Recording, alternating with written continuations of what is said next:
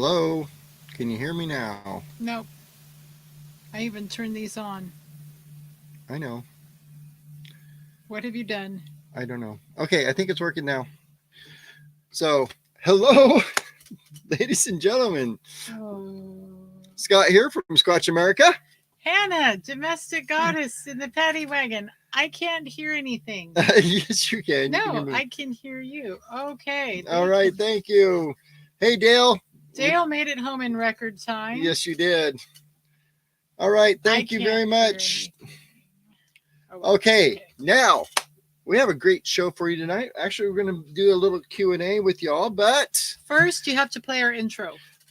Do I? Yes. But we're also going to be talking tonight about casting footprints, finding footprints, casting footprints, recording footprints. Not screwing up the footprints. Not messing up the footprints. Guilty. So he's in howling now. Okay, so play. Come on. They expect a certain thing from us, so play our video. Go.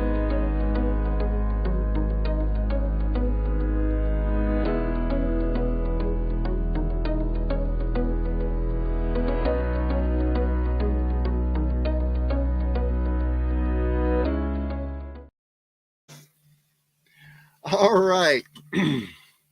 Well, thanks everybody. Hi, Pink. Hi, Pink. It's my favorite Pink. Hi, Dora.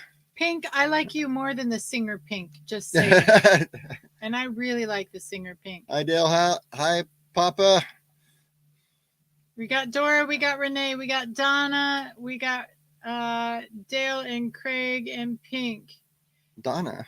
Oh, yep, there's Donna. Yes, Hi, she Donna. said she was going to take notes. Oh, yeah. I just want to wish everyone, since it is July 1st, can you believe how fast 2021 is going? I know, it's crazy. Is zipping by. And we have successfully burned up 6 months of the year. Wow. It has raced by. This is the first day of the second half of the year. Only great things are coming. I'm super excited. Our lives here are just going crazy, wonderful. But it is Independence Day weekend. Yay! And we have cups to celebrate. We do. Look at our new cups. Coffee cups that are made of chickens and eggs and American flags. And I have fingernails to match. So hold them up to the... Oh, I can hold them up to the camera. Here, he's going to help. He's going to twist my... Anyway, I've got patriotic digits. And so I hope you guys are all just planning something wonderful to celebrate the independence of the United States of America. Yes. All right. We're going to be in a parade on Saturday. Yeah, the Squatch Mobile. Squatch America will be representing freedom and freedom for Squatches. Yeah. Exactly. In the Millinocket Independence Day Parade. So it's going to be fun. It's going to be fun. Up here in Maine.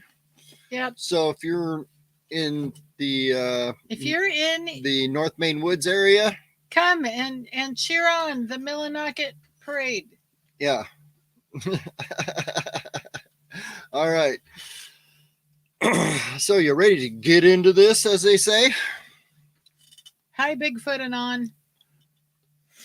So tonight we wanted to talk about casting, and I know Donna and a few other people actually has asked me about casting footprints, and I'm going to tell you the do's and don'ts because I've done all the don'ts several times, and so hopefully it'll keep you from doing the don'ts.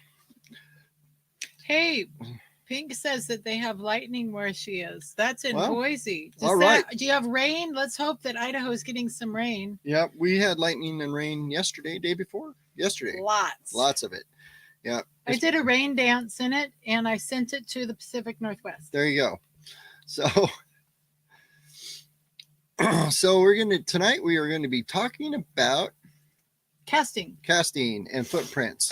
So step number 1, find a footprint. That's probably the hardest part. That's the hardest part. I find one, I have actually, if you look hard enough and if you spend enough time in the woods, I find one about every other year, about that. Um, Maybe sometimes 3 years. I think it was the longest stretch. But 1 year I found two of them in the same year. I found one once Yeah. in a creek bed. Yep. Remember at that on Mount Hood On Mount Hood. that Yep. power cut? Yep. So, uh, well, that's awesome. I guess it's raining in the northwest there. Little bit. Thank goodness. So, first of all, find the footprint. And sometimes they're very obscure. If you look at this one here, uh, can you see the cursor? Yeah, you can kind of see Yeah. the cursor. It looks like a little white mosquito flying around on the screen. That's his cursor. Yeah, Use the laser pointer. That's fun. that's better. Okay. There we go. Now it looks like a little angry red rabid mosquito. Okay. So if you see this one, you can see the footprint here. There's like the heel part. It goes up here, and then you got the toes going across, actually up here, and then back down this way. See, now this was in really hard, like a road. It was actually it was in a road, in the gravel in the road. So if you think about this, something was heavy enough to leave an imprint where cars have been driving. And to be fair, did you find that footprint or did someone else find that footprint? Denise found that. Denise found that footprint. She has got a freaking eagle eye. Yeah, and if that's, I had looked at that, I would have gone, what footprint? Yeah, and that's Denise's hand there. So there you go, Denise. Your hand's famous now. Yeah, Denise's hand is internet famous. Yep. So once you find the print, here's another one that's ridden really hard. Like it was another track of that same one you just saw. This is another step, but it was very faint, but it's in this here. The footprint goes around like this. You see the toes there. So they're very hard to spot sometimes. And then sometimes they're fairly easy. I gotta get my cursor over here. Like this one here, pretty easy to spot. And this one's almost 18 inches long. It's a big Nike. It's a big Nike, yep. So when we're finding the prints is the hardest part. But once you find them, and then here's something else. This is kind of faint, really, if you look at it. You're not really. It doesn't have good definition. Technically, that good definition, yeah. But here's my point. If you see something that looks like a footprint, this is one of my mistakes. Cast it. I have walked away from prints and said, I'm not sure, so I'm not going to cast it. And then I showed the pictures to somebody else, like Jeff Meldrum, and he goes, oh, did you get a cast of that? I'm like, no. So in that sheepish little voice. No, I didn't, because I'm an idiot. All right. It's kind of like the voice our dog has when she knows she's in trouble. Yeah, exactly. So my point is, if there's doubt, cast it. I mean, it doesn't matter. It's a little bit of plaster and some time, and you might have something, and then you might not. Yeah. But at the least worst thing that can happen is that it's not a print. Oh well. Yeah, and I've cast human prints before. Just for practice sake, and to say, hey, look, this is the difference. Honestly, the more you are, I'll just say, in every. I think we can probably all agree on this. The more you do something, the better you get at it. It takes 10,000 hours of repetitive activity. 10,000 hours of repetitive activity to master a skill. So the more you're casting, not only are you getting better at the casting process itself, but you're also getting better at identifying what is a human print, what is another kind of print, because you are always in the prints. Right. And so, if you have a collection of 10 human prints that you took, I mean, that's 10 practices of what's not a Bigfoot print. And that's perfectly fine, because the more you can identify if something's not a Mhm. Bigfoot print, then when you see the real deal, you're going, well, I know what they don't look like. And this one doesn't look like what they don't look like. So it must be a Bigfoot print. Exactly. And like Dora said, it's good practice. Um, You can never exactly. have too much You can practice. never have too much practice. What was that Edison said? It's like he found out 300 ways not Yeah, to yeah. make a He light didn't bulb. fail 300 times. He figured out there were 300 ways that you didn't make a light bulb. Yeah, exactly. So that's all valuable knowledge. It's all adding to the knowledge base. Always. Hey, Barb, nice to see you tonight. Okay, so here's step number one. Once you find the print, step number one is to get it to switch the. Okay, is to document everything. And I mean literally everything. And take a million pictures from a million different angles, as many as you can, from whenever. If you don't have something that you want something to size reference it, if you don't have a tape measure with you, take your own shoe off. Yeah, because you can measure that shoe later and say the shoe is this far. You can put that measurement on the photograph, and then you can use that to calculate the length of the. Mm-hmm.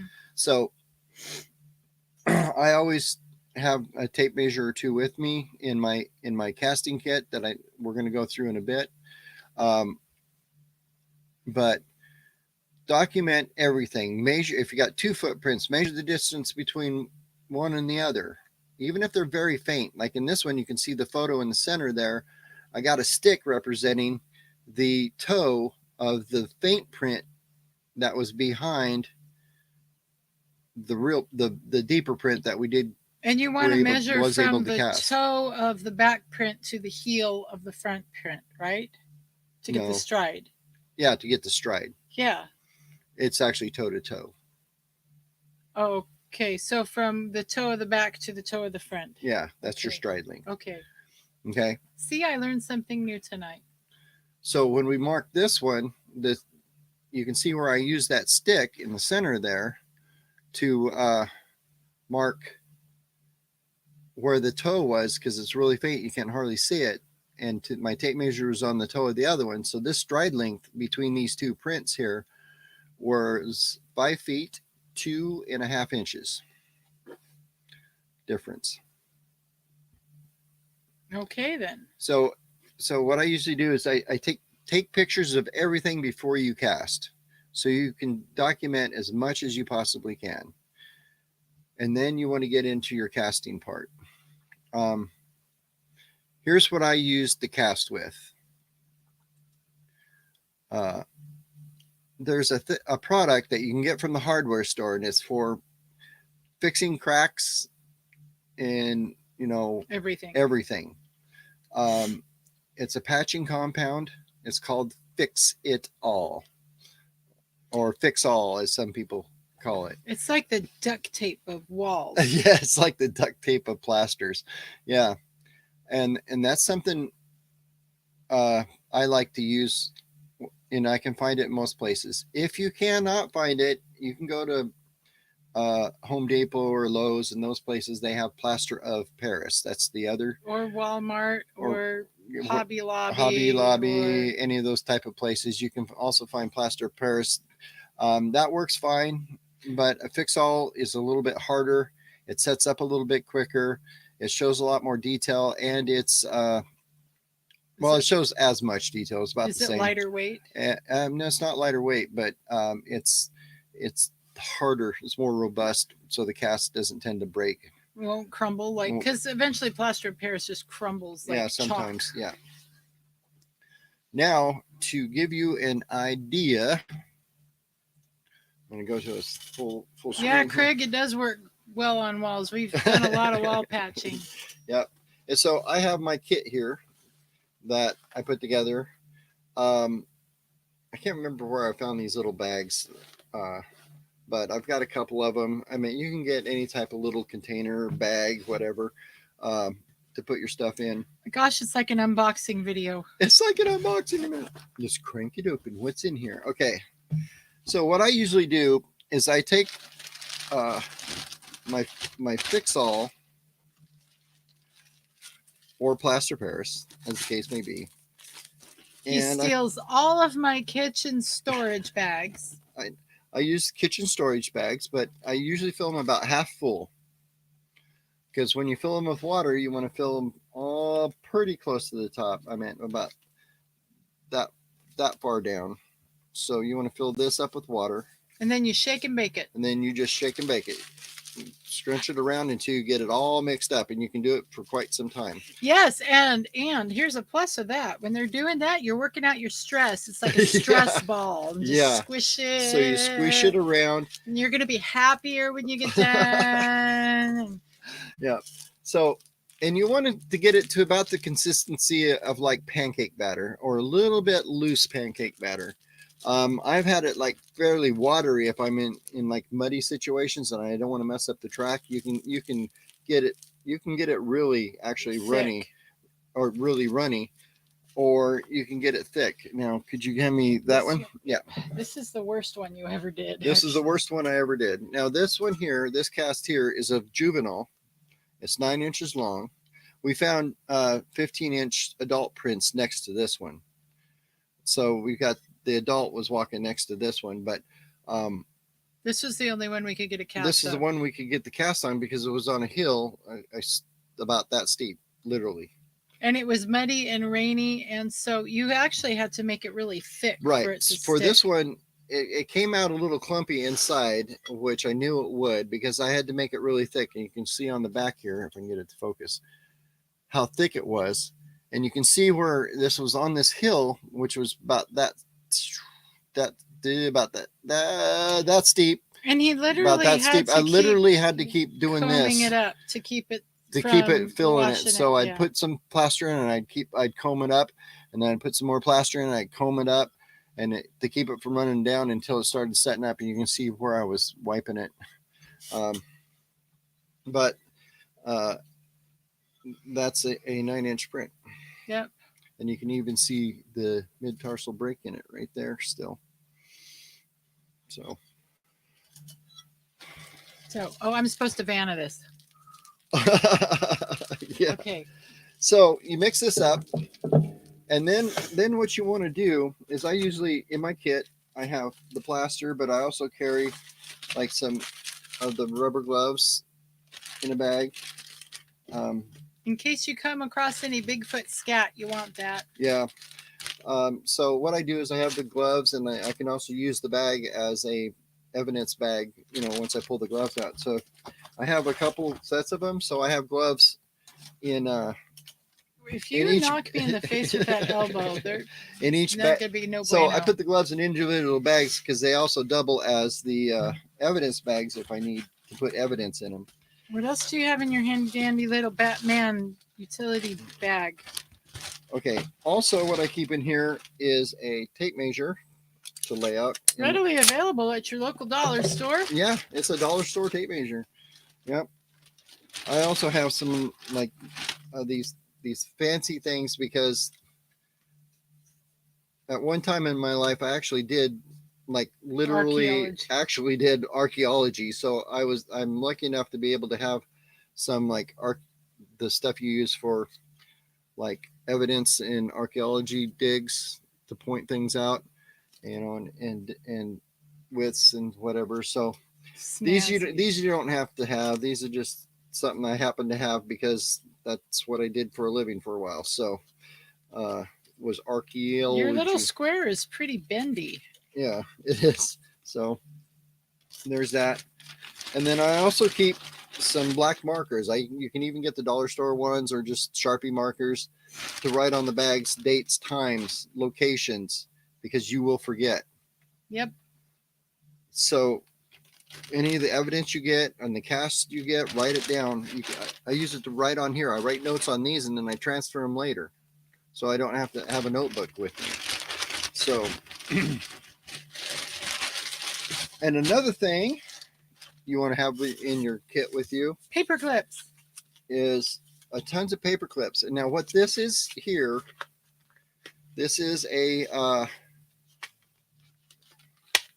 I went to the dollar store and you get a poster board, or not a post, not the boards, but the poster boards, the cardboard, not foam core, not the foam core, just but the paper, the cardboard, that heavy poster board that we all made, vote for Pedro signs on when we were in high school. Those. Yeah, those. So, yeah, we will answer your questions in a minute, Donna. So we're watching questions. We're watching questions. We're going to answer them all at the end. So, if you have a thin, very thin print that's not very deep, what I do with these is you take these and you can take the paper clips. I gotta make sure, and you can paper clip these as many as you need. I have several that I keep in here. I'm scooting over. You're gonna whack me.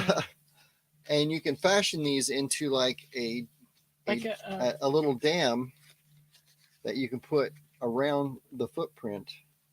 There, see? So to kind of frame it. To frame it, and then you put this down on the ground, and then when you fill your plaster, you can fill it up around the edges of this. It's like a pancake mold. It's like a pancake mold. I know what so those are. If you got a thin cast, you can put a lot of plaster in it. And like most, to be honest with you, these gallon bags of plaster, most casts will take 2 of them to fill. I carry about 6 with the. I carry a couple in my kit when I got my backpack and I'm just looking, but I also keep about 6 or 8 in the truck in case I have to go back and get more casting material. But once you can form like a little dam like this around it and put it on the ground, and then you can fill this up, about a ½ inch on the inside of it. That way you've got enough material so your cast is stiffer, stronger, and it won't break when you pull it out. Okay. Great. So make sure you got some pancake mold paper in there. Yeah.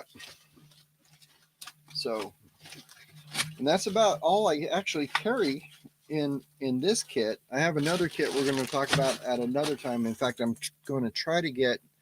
Are you going to get, what's her name? Shelly? Shelly. How did I know?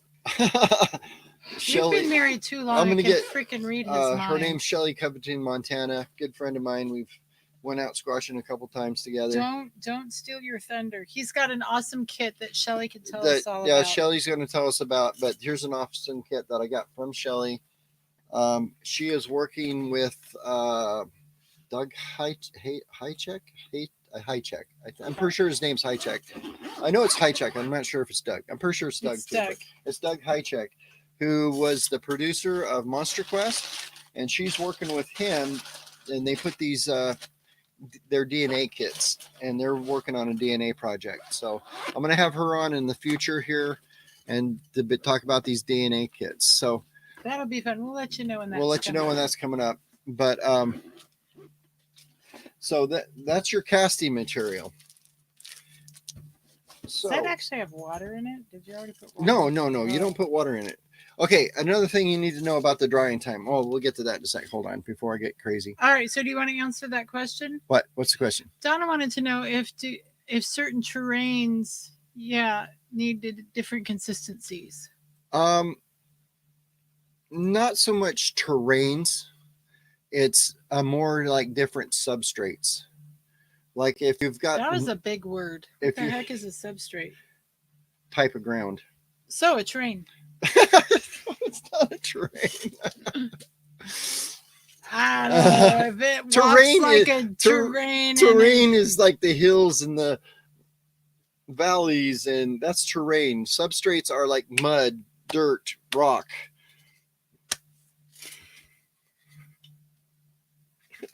Okay. So, anywho,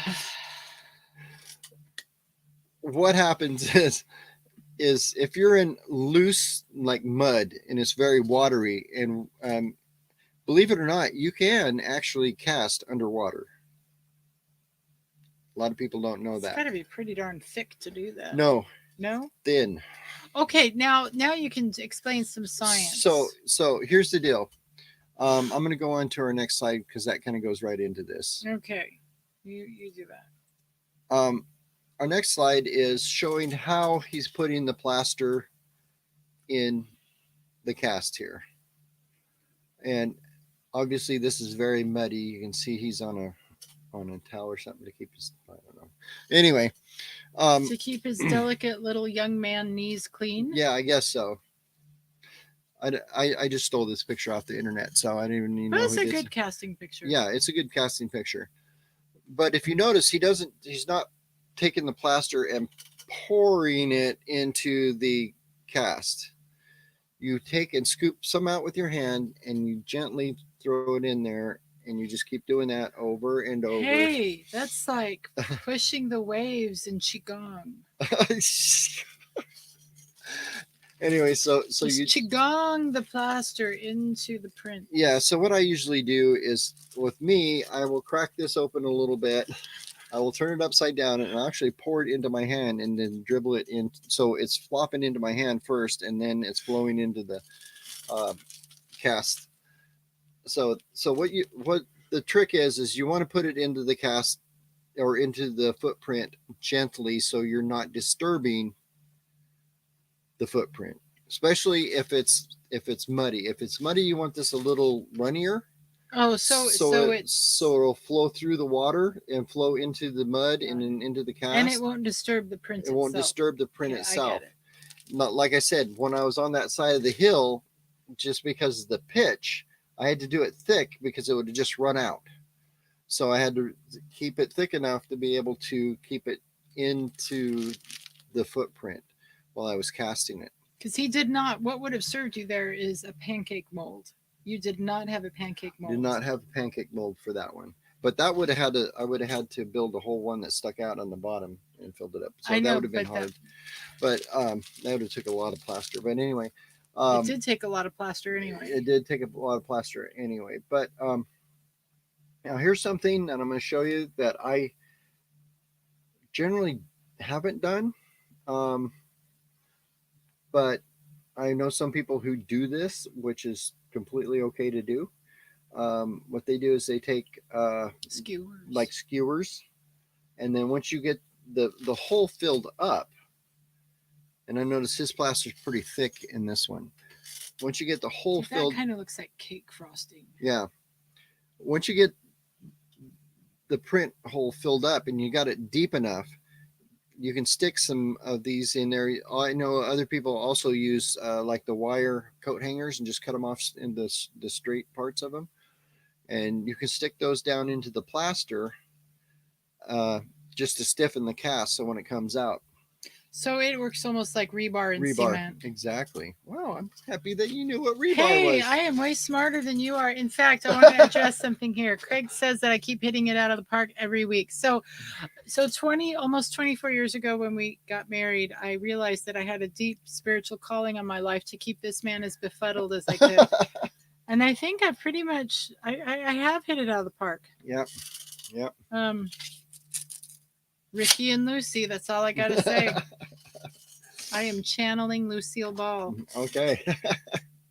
It's true. Okay.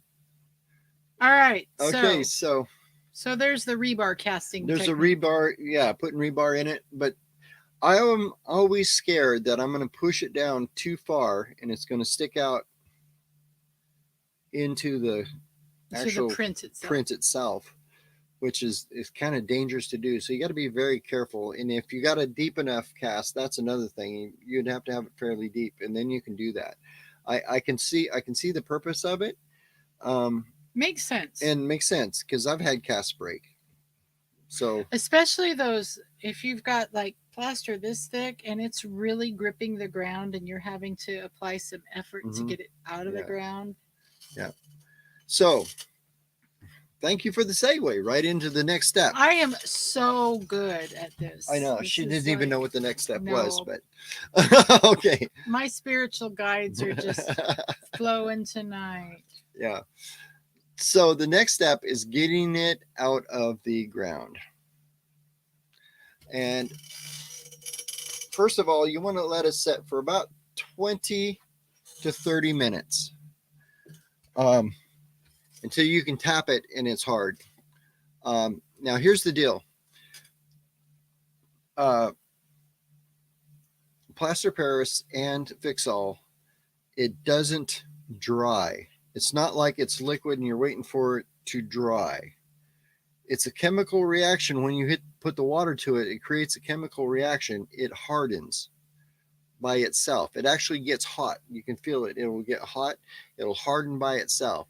In about 20 minutes, it's done.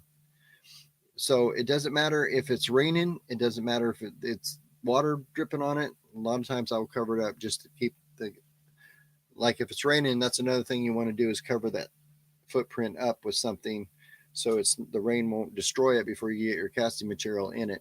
But once you get the casting material in it, you can go build a fire, have a cup of hot chocolate. Yeah, it'll set up on its own. It's like I said, it's not drying, it's curing.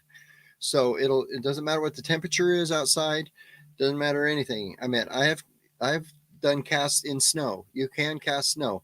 Trick casting in snow. I always take a can of spray paint with me or hairspray. If you spray the snow, is that where all my hairspray went? Yeah, Aquanet works the best.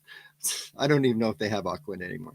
They do. It's really expensive though. It's like, man, the cheapest stuff that we used in the 80s, and it is like really it's not. I know, but dollar store hairspray will work too. White Rain. There you go. White Rain hairspray. So what you do is you want to hairspray it or use a clear spray paint. All right, I sometimes use colored spray paint, but the cast will come out whatever color you spray it. But anyway, so what you do is you spray the snow with it first, do a light coating, and that's the way when you put the material in there and it gets hot, that little layer of spray paint will keep the casting material from melting the snow enough to keep it. And that's why Aquanet made our hair waterproof. Yes, it did. Okay. Yep. Oh. Yeah, and he said packing the extra. I know. Greg extra says I can see me packing this extra weight into the high lakes. My grandson's making pancakes with it. Yeah. It'll be the hardest pancakes you've ever eaten. And a little chalky. Yeah, very chalky. But anyway, so that's what I say. What I was saying is, if you spray paint it, that'll protect the snow just enough that you can get the cast out without melting the snow. Yeah. But so once you get it set for like 20, 30 minutes, 30 minutes is better. You know, if you're in a hurry, you can do it in about 20, but I wouldn't go any less than that, letting it cure. Then, since you've already documented everything, you've already got the photos of the footprint, this is going to ruin that footprint forever. You're not going to be able to pull that cast out and, oh, the footprint's still there. That's not going to happen. In fact, you're going to pull half the print out with the cast. You're going to pull all the dirt out with the cast. And how I get the cast out of the ground is this, my pocket knife. Sometimes if I'm backpacking and stuff, I have a little scoop shovel I use for, like, you know, digging cat holes to go to the bathroom if I'm backpacking away in the woods and stuff. TMI. Yeah, but if you take this, and I usually insert it under the cast all the way around, just keep stabbing the ground until you dig out the ground underneath the cast, and what you want to be able to get your fingers under it to lift the dirt and the cast and everything out at once. So you're not lifting the cast, you're lifting the ground under it. And then you can, okay. What? Well, because then you flip it over and you kind of brush the dirt off. Right. Then you can flip it over and brush the dirt off. So what comes out of the ground usually looks something like this. It's got a lot of dirt on it and a lot of debris and sticks and whatnots. So now, is that a scientific term? Whatnots? Whatnots. Okay. Those end up in the cast. Okay. So what you need to do at this point is do nothing. Like I said, it cures and sets up in about 20 minutes, but it's not totally hardened. It's not totally hardened yet. I mean, it's hard enough to work with. So what you want to do at that point is I usually go home and take my wife's like those little racks you get. to cool your cookies after you take them out of the Okay, oven. let A me baking just rack. insert something in here. If you're going to do this, go to the dollar store and get the cheap ones, because you know what? If you ruin someone's Pampered Chef cooling rack, there's going to be divorce in the air. Just saying, go to the dollar store. They've got great, cheap, unusable for real cooking kitchen items that you can use. The dog is sleeping in front of the carbon monoxide detector. Did she just fart? No, she's blocking it. Oh, okay. So anyway, it's anyway, that's what. So please do not use.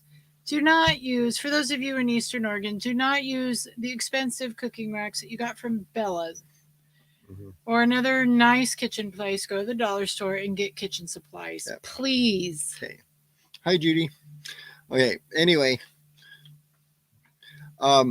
so what I usually do is once I get the cast home, I usually carry them in my hands because I don't want to put them in the backpack or anything because you could break them.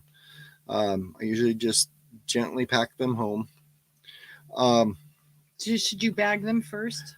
Not if you got a bag to put them in, you probably could. A plastic like bag one or of the something. plastic bags or something. Don't put it back in the bag with the plaster that you mixed in. That one's done forever. You just need to throw that away. But pack it out. Only leave footprints in the woods. But anyway, what I'm saying is, you once you get it home, put it on a rack, and I usually let it sit for at least a week, and then it's fully cured. After that, you can feel it. You can feel it like it'll be a little bit moist to the touch, but after about a week or so, you can touch it and it'll feel bone dry. And then the next step is go get your wife's toothbrush, and under the sink. My toothbrush was $60. You better not touch it. Under the sink, you can run water over this, and I just take a toothbrush and gently brush all the mud off. And a lot of the rocks and some of the sticks and all that stuff will remain in them, as you can see the cast over here.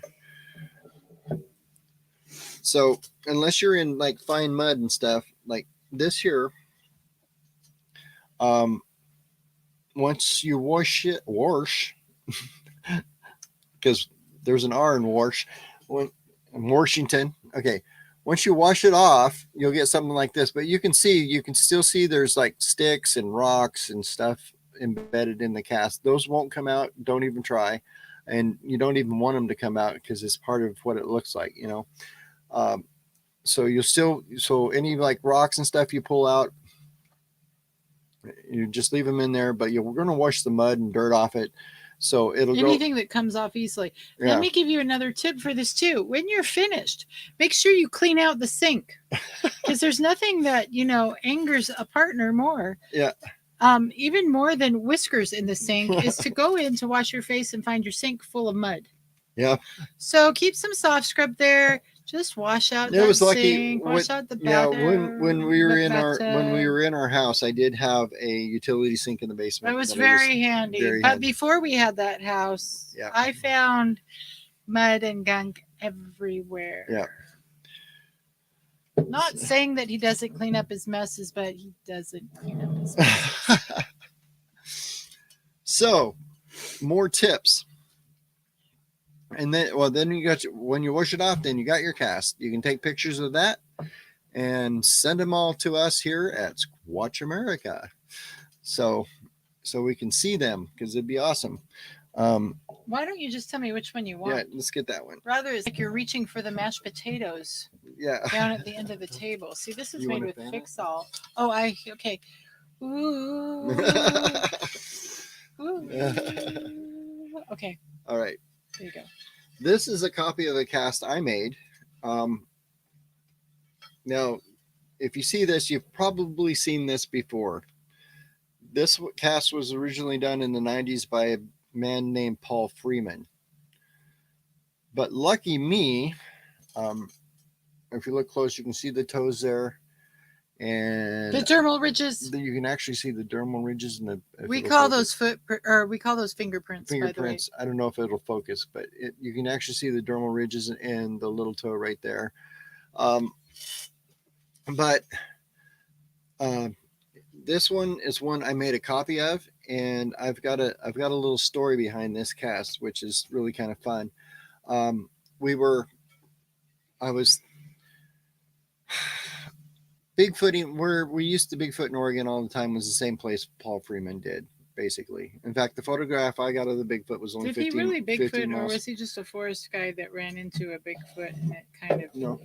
changed his life forever? Who? What? Paul Freeman, or was he a Bigfooter? No, he was a forest guy. He was a Forest Service guy. He accidentally stumbled on Bigfoot, and that changed his life. Yep. Yep. So anyway, not this cast, but the one I made the copy from. We were in this little tiny town of Tollgate, Oregon, which is in the middle of nowhere. It's not really a town. It's more like a cafe. Really, really good food. Convenience store Super in the middle of food. nowhere, just on a highway between two places, So super good food. Super nice good food. gluten-free options, Yep. FYI. Yeah, great guy that runs it. His name's Ren. In fact, little hint. We'll talk about that later. Anyway, so I it had been closed for years, and Ren bought it, and he was opening the store back up, and he walked in there and he saw all this Bigfoot stuff that had been on the walls there for 30 years. Yeah, for years and years and years and years. And so Ren calls me up and asks me, he just found me online, and I didn't know him, and he didn't know me, but he called me and asked me if I could come up and tell him a little bit about what was on the walls in there, because I was the Bigfoot guy in the area. So I walked in there and I saw this cast on the wall. I had to remind him to breathe. Yeah, and I said, that's the Freeman cast that Paul Freeman did. And I didn't know. I know there were only like 3 copies made. And Grover Krantz was the guy who made the copies. He made 3 copies of them. And I know the original went back to Freeman. And I think Jeff Melder might have that one now. But Grover Krantz kept one. And he gave one to these people that owned that store at because the time. It was from that area. It was from that area a long time ago. So I said, can I take that off the wall? And I took it off, and on the back of it, like I said, this is the copy I made from it. On the back of it, it was actually signed by Grover Krantz. It was one of the copies. The original 3. One of the original 3. So Ren was nice enough to let me take it off the wall and take it home. I had it for a couple of weeks, remember? And I made a rubber mold of the cast. I molded the cast and took the original back. I put it back on the wall, nice and safe and sound where it was. And so now I had a rubber mold. I can make my own copies of it. So when we get back to Oregon, I'm going to get my molds, which I still have, so I can make these copies. So anyway, where is this going? Where is this going? Where are you going with all this? Now, this was done in mud. We had to cast this with really runny. Back then, they used plaster Paris because I don't think they had fix-alls. Well, they might have had fix-all, but they didn't know about to use it. They used the original was done in plaster Paris, but he did it fine enough to be able to get the dermal ridges. That's why you want it thin. That's why you want it thin if you want to get minute detail. But like I said, if you got a lot of rocks and this was in silty mud, so there was no rocks. There wasn't a lot of stuff that came out of the ground with it. So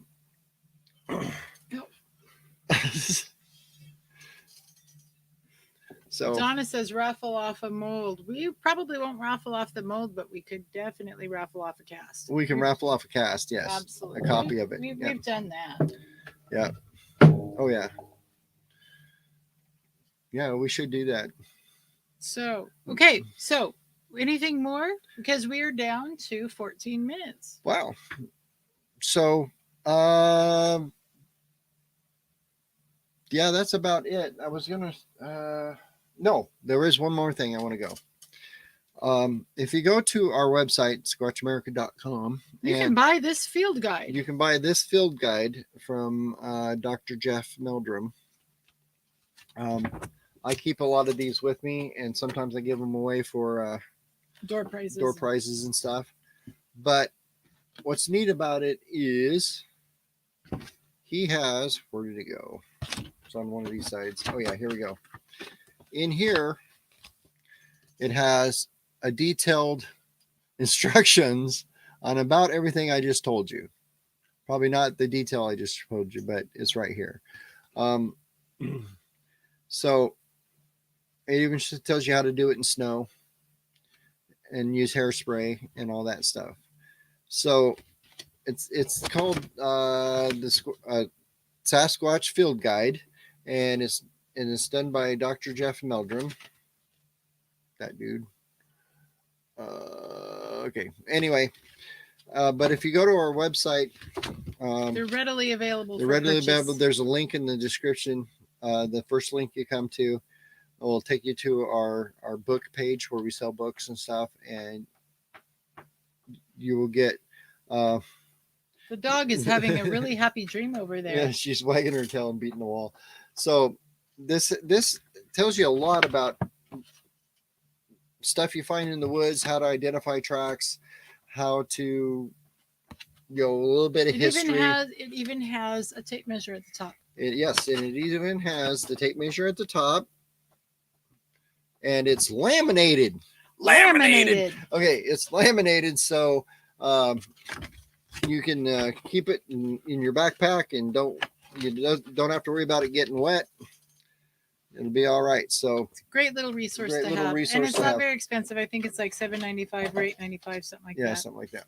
So anyway, whoa, yes, Pink, tell your dad hi for us. So anything else for the good of the order, or should we go into announcements? Is that going to be a thing now? The jingle could be. All right, so announcements. I don't even know how that went. So you didn't spend enough time at summer camp. That was your problem. Yeah. All the skills that I learned at summer camp, we won't even talk about half of them. It's so frightening. Yeah, what happens at band what happens at church camp stays at church camp. So true. Well, anyway, so with 10 minutes to go, we might get off a few minutes early, but just wanted to remind. Well, if you got questions, start throwing them in. Yeah, this is the time to ask your questions. But while we're waiting for questions, just wanted to say, if you are in the Maine, Massachusetts, New Hampshire, if you are in New England and you want to come to an awesome day of Bigfoot stuff, our Bigfoot day, our Bigfoot festival is going to be here at Wilderness Edge Campground in Millinocket, Maine, all day on Saturday, August 7th. Yeah. I believe it's $5 to get in. Yes. I'm not sure. Yes, it's $5 to get in. That is actually that is what covers our use of the campground for something commercial. Mm-hmm. And so, we generally don't see that money at all. But just you being here is awesome. We will have swag for sale, and possibly, Denise, the founder and CEO and purveyor of Nana's Sweet Treats, will be making Bigfoot themed whoopie pies. And if you have never had a New England whoopie pie, I can't eat them, but I have eaten them, and you don't want to die without having had whoopie pie or many whoopie pies. Yeah. So we're going to have Bigfoot themed food, and we're going to have a day of discussion, and he's going to wax profound about all these things he waxes profound about, and photo ops, and there will be food and we just want to meet you. Yeah, I want to shake your hand. Yes. I want to say hi. Yeah. So anyway, so and then after that, that's on August 7th. On August 9th, we pull up stakes here and we will start our trek back to Oregon, where we will be at the State of Bigfoot Conference in Wolf Creek, at the Wolf Creek Inn in Josephine County. So that's southwestern Oregon. Mm-hmm. We're going to be there the last weekend of August. So if you go to the stateofbigfoot.com, you can find all sorts of information on how to be part of that festival as well. Yeah, because we're going to be there, and there's going to be a lot of really like great Shane Corson from the Olympic Project. Shelley Covington, Montana will be there. So this is an exciting thing to be part of, and it's a 3-day conference. Mm-hmm. So again, another opportunity for those of you in the Oregon area. Renee, road trip. That's all I'm saying, girlfriend. Road trip. grab candy and drive. Okay. Yeah. And then after that, we are going back to Eastern Oregon for a while. We'll be doing a Bigfoot conference at this very same toll gate restaurant. Where you can see that original Where you can cast. see the original Freeman cast. And that's going to be the weekend, like the second weekend of September.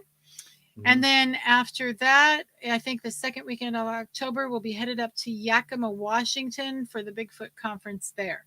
So finally, Bigfoot conferences are starting to happen. They're coming back. You're going to be okay.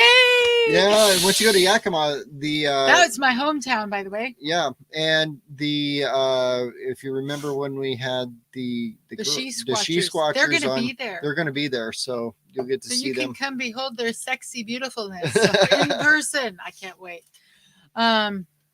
Anyway, so we'll be up at Tollgate. Yes, Craig, we will be. All right, so Donna wants to know, how many bottles of water do you bring in case there's no water resources around to mix your mix the stuff? Okay, let's say, how many bottles of water do you mix in a bag? Bottles of water? Yeah, because that might be better depending on how many bags of plaster you have with you. How many bottles per bag? Boy, that's kind of tough. Like the little 16 ounce bottles of water. Usually you'll dump about 2 of those in a bag. Sometimes 3 if it's still a little thick. I usually carry a big, like those 2 liter or 1 liter bottles. Like the big smart water bottles. That's what I usually Those carry. are usually like 33 ounces. Yeah, and I dump about half of it in there. Which is only 16, by the way. Yeah, well, I dump more than that. Anyway, so like I said, you just usually it'll take a couple of those, about 30. 2 to 3. Plan on 2 to 3 bottles per bag. Per bag, to get it loose. And if you have extra, drink it. Yeah, yeah. Stay hydrated. Yep. So I think that's about it. Right. Are we done? I hope not. Do we have any more snarky remarks I could make? Do you? You're welcome, Donna. You're welcome. This is actually Scott's favorite kind of stuff to talk about. Yep. And one of these days, we're going to do a demo video for all of our Patreons. Speaking of Patreons, so tomorrow is the first Friday of July. We will be posting a link to our live interactive chat. So check your email over at Patreon. Yep. And if you are not on Patreon, please. Hi, Cowboy. By the way. Hey, Joe. Did you ever? Oh, what did the Nacogdoches thing turn out? We want to know all about Nacogdoches. In fact, Joe, we'll message you on Facebook or something and try to get a hold of you and see if you want to come on and we can talk about Nacogdoches. Yeah, now Donna wants to know about night vision toys. So all right, great next show. Thank you for all the great ideas. So back to Patreon.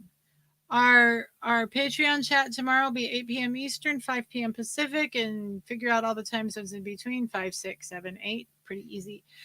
We do it at the same time as this show, but we will be putting up the link in Patreon tomorrow. If you have not joined us on Patreon, you can join at either the $3 or the $5 level. We want to thank everyone who's at the $5 level. And the $3 level. We don't have any at $3 level. But we will gladly take your $3 every month. And I think right now we have, we're getting quite a few. So at $3, you're a Squatch American, and then at $5, you're part of the inner circle. And we had a great time with Renee and Donna.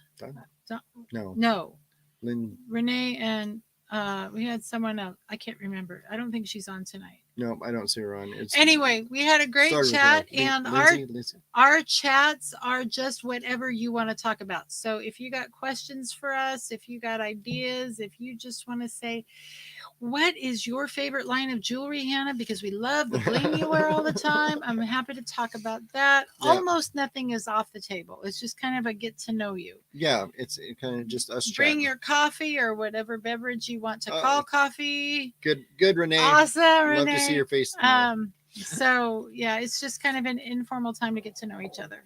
Yeah, and we can talk Squatch or we can talk whatever. Yeah, almost nothing is off the table. There are a few things that are off the table. Yeah. But like I said, it's not on YouTube, so we're kind of free to do whatever. And we don't record. We don't record it, so it's just us chatting. Yep. So with that said, thank you so much for watching. I appreciate being acknowledged for knocking you out of the park again. It is my true joy. Yay, Joy. Joe says checks in the mail. That's awesome. So I assume that means you're sending us the Nacogdoches stuff.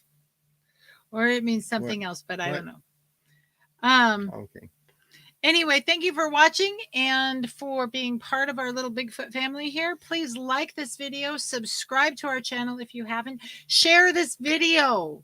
Because of YouTube weirdness over the last year, we don't get a lot of views anymore. We used to get tons of views all the time, and now they kind of top out at 60 views, and that's not really enough to make it financially worth our while, but we love doing it. So please share this video, put it on your social media, send it out to friends and email. Hey, I got this fun YouTube video for you to watch.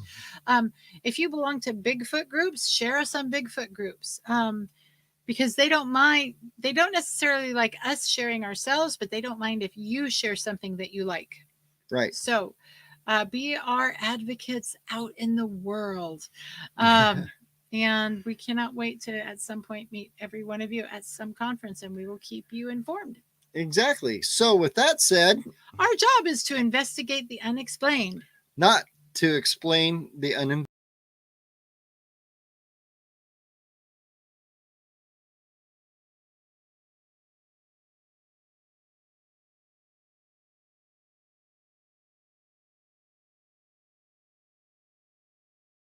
Oh, there we go. So until next week, keep it squatchy and go out and find Bigfoot. Bye. Bye.